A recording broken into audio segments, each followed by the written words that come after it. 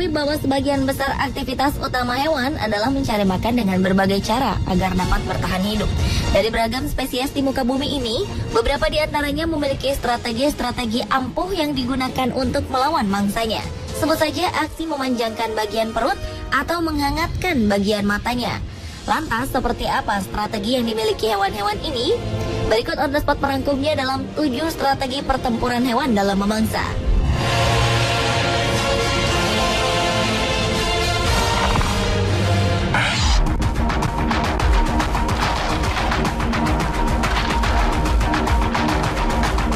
Dengan jumlah gigi yang tidak banyak, paus bungkuk menggunakan piringan balin yang berfungsi sebagai penyaring makanan di dalam mulutnya. Ini berguna untuk menyaring ikan haring, udang kecil, ataupun mangsa kecil lainnya. Piringan balin ini terbuat dari keratin dan terdapat bulu yang agak keras yang menggantung di tepian rahang atasnya. Selain itu, paus bungkuk merupakan satu-satunya paus yang memiliki piringan balin yang digunakan untuk mencari makanan secara kooperatif, yakni dengan cara menggunakan gelembung air yang digunakan sebagai jaring-jaring untuk menjebak mangsanya. Paus bungkuk bekerja secara berkelompok dengan anggota lainnya, antara 5 hingga 8 paus. Jaring-jaring gelembung yang digunakan amat bervariasi, tergantung dengan kawasan dan individual paus itu sendiri. Seiring dengan semakin cepatnya ikan haring berenang ke permukaan, maka paus bungkuk akan mengeluarkan beberapa gelembung air dari lubang yang berada di dekat kepala mereka. Cara ini adalah untuk mengelilingi ikan-ikan tersebut dengan jaring-jaring gelembung.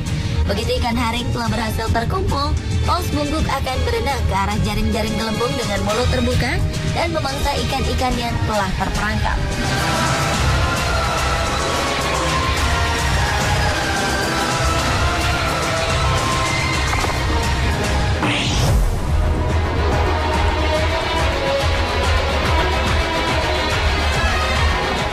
Bintang laut merupakan hewan invertebrata atau hewan tak bertulang belakang yang umumnya memiliki 5 lengan atau lebih. Hewan simetri radial ini tidak bisa melihat mangsanya, namun dapat mendeteksi kehadiran mangsanya melalui indera penciumannya yang kuat. Saat bintang laut mencium kehadiran mangsanya, yakni kerang, secara otomatis ratusan kaki tabung yang terletak di belakang lengan-lengan ini akan berfungsi untuk melacak keberadaan mangsanya. Mereka juga menggunakan kaki tabungnya untuk memutar posisi kerang, sehingga celah antara 2 cangkang kerang sejajar dengan mulut mereka. Mereka juga menggunakan kaki tabungnya untuk memutar posisi kerang, sehingga celah antara 2 cangkang kerang sejajar dengan mulut mereka. Selanjutnya, bintang laut memperpanjang perutnya yang seperti jeli melalui mulutnya dan menekan perutnya, sehingga dapat berhadapan dengan celah antara kerang. Dan perlahan-lahan perutnya akan merangsek ke dalam, kemudian melepaskan sebagian kecil cairan pencernaannya ke dalam kerang.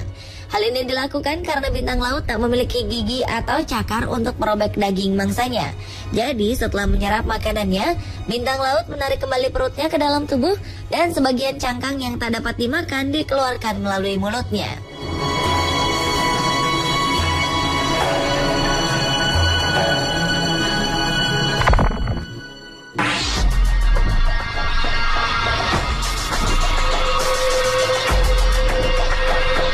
Sebagian besar ikan makan dengan cara memasukkan air dan makanan melalui mulutnya. Sementara ikan lainnya mengambil makanan dengan menggunakan rahangnya, kemudian memasukkannya ke dalam kerongkongan. Tapi lain halnya dengan belut moray.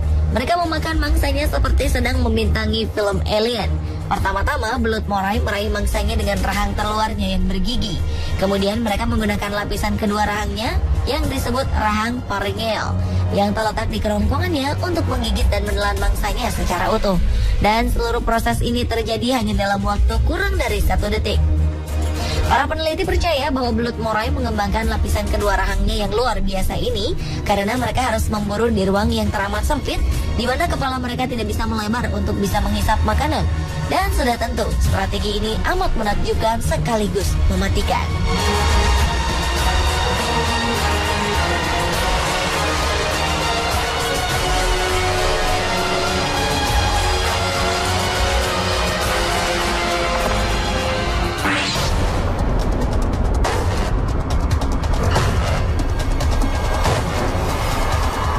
Comb jelly atau sering disebut dengan ubur-ubur comb sebenarnya bukan dari jenis ubur-ubur.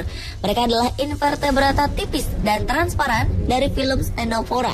Comb jelly tidak memiliki otak atau indera lainnya. Mereka hanya mempunyai jaringan syaraf sederhana yang dapat mendeteksi keberadaan mangsanya di dalam air.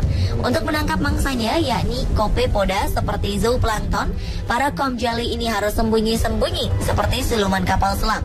Mereka bergerak sangat pelan sehingga dapat menyelinap di atas mangsanya tanpa terdeteksi.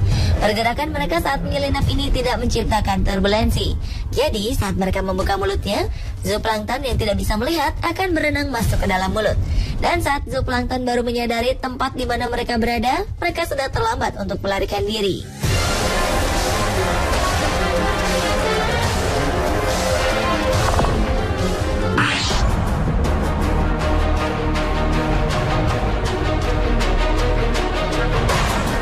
Lionfish atau yang dalam bahasa Indonesia dikenal dengan nama ikan lepu ini biasa tinggal di terumbu karang di perairan air hangat di Samudra Pasifik. Lionfish memang terlihat menawan. Dengan sirip warna-warninya yang menyerupai rumbai-rumbai, lionfish bakal membuat mangsanya terpana dengan kecantikannya. Dan tahukah Anda, jika ikan ini memiliki pertahanan diri pada duri-duri yang terlihat seperti sayap dan rumbai di sepanjang tubuhnya, duri-duri ini mengandung racun yang bisa membunuh ikan-ikan besar atau belut yang hendak memangsanya. Meskipun cukup kuat, racun lionfish tidak cukup untuk membunuh manusia. Efeknya akan membuat manusia merasa pusing, sakit luar biasa, muntah-muntah, dan kesulitan bernafas. Walaupun panjangnya hanya berkisar antara 10-40 cm, lionfish dapat menelan bulat-bulat makanannya seperti ikan-ikan yang hidup di terumbu karang, udang, dan kepiting. Cara memangsanya pun cukup cerdik. Mereka akan bersembunyi dan kemudian menyergap secara tiba-tiba mangsanya yang lewat.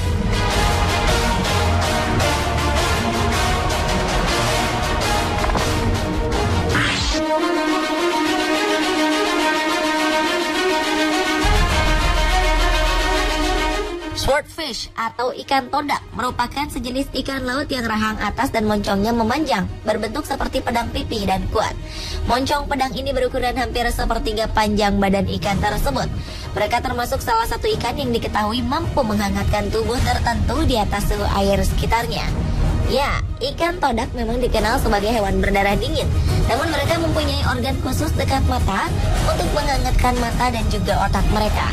Sehingga mereka dapat menghangatkan bagian matanya hingga mencapai 10-15 derajat Celcius lebih tinggi. Sehingga mereka dapat menghangatkan bagian matanya hingga mencapai 10-15 derajat Celcius lebih tinggi dibanding saat mereka berenang.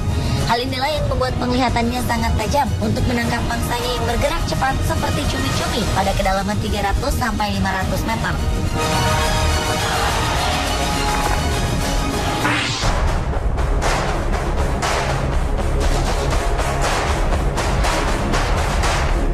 Biasanya katak akan memangsa serangga, tapi kali ini lain cerita. Kumbang tanah yang termasuk dalam genus Epomis justru sangat memikat dengan potensi pemangsa yang dimilikinya. Mereka sukses melumpuhkan katak dalam setiap percobaannya untuk dijadikan santapannya. Dalam situasi terbalik, di mana kumbang tanah menjadi predator, si kumbang secara perlahan menggerakkan bagian mulut dan antenanya untuk menarik perhatian kodok, katak, ataupun amfibi lainnya yang seharusnya memangsa serangga. Mereka secara intens menghalau makhluk-makhluk tersebut hingga akhirnya katak menyerang. Tetapi si kumbang tanah berhasil menghindar. Dan justru kumbang tanah berbalik mencengkram lidah katak itu dengan capit di mulutnya. Kumbang tanah kemudian mulai menyerap cairan yang ada sambil mengunyah tubuh katak. Seperti kebanyakan kejadian yang ada, hewan genus Epomis bisa membunuh amfibi yang ukurannya jauh lebih besar dan menikmati hasil buruannya. Mirsa, itulah tadi 7 strategi pertempuran hewan dalam memangsa versi on the spot.